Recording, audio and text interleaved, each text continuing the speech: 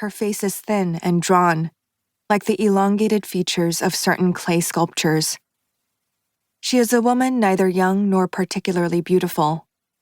Her eyes have an intelligent look, but the constant spasming of her eyelids makes this hard to perceive. Her back and shoulders are permanently drawn in, as though she is seeking refuge inside her black clothes, and her fingernails are clipped back severely.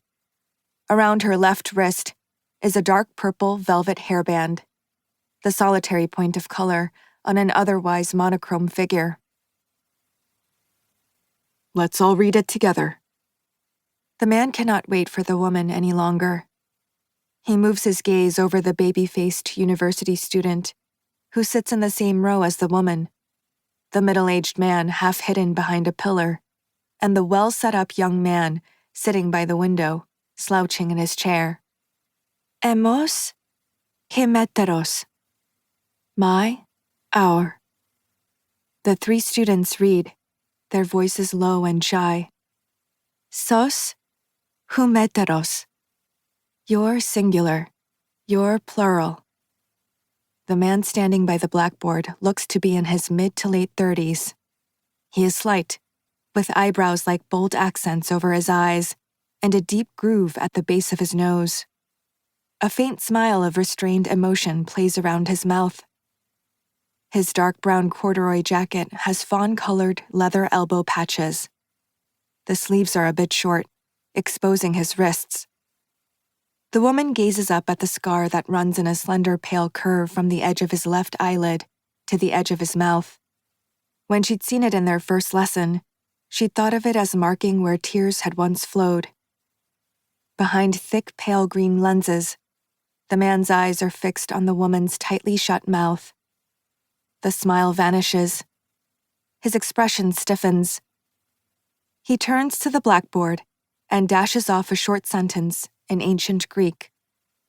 Before he has time to add the diacritical marks, the chalk snaps and both halves fall to the floor. Late spring of the previous year, the woman had herself been standing at a blackboard, one chalk-dusted hand pressed against it.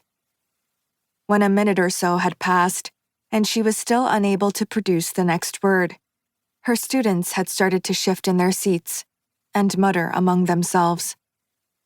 Glaring fiercely, she saw neither students, nor ceiling, nor window, only the empty air in front of her.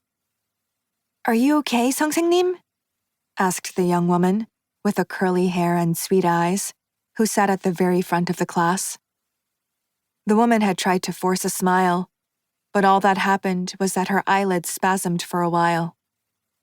Trembling lips pressed firmly together, she muttered to herself from somewhere deeper than her tongue and throat, "It's come back." The students, a little over 40 in number, looked at each other with raised eyebrows. "What's she up to?" Whispered questions spread from desk to desk. The only thing she was able to do was to walk calmly out of the classroom. Exerting herself, she managed it. The moment she stepped out into the corridor, the hushed whispers became clamorous, as though amplified through a loudspeaker, swallowing the sound her shoes made against the stone floor. After graduating from university, the woman had worked first for a book publisher, and then at an editorial and production company for a little over 6 years. And after that, she spent close to 7 years lecturing in literature at a couple of universities and an arts secondary school in and around the capital. She produced 3 collections of serious poetry, which came out at 3 or 4-year intervals, and for several years had contributed a column to a fortnightly literary review. Recently, as one of the founding members of a culture magazine, whose title had yet to be decided, she'd been attending editorial meetings every Wednesday afternoon. Now that it had come back, she had no choice but to abandon all such things. There had been no indication that it might happen, and there was no reason why it should have happened. Of course, it was true that she'd lost her mother 6 months previously.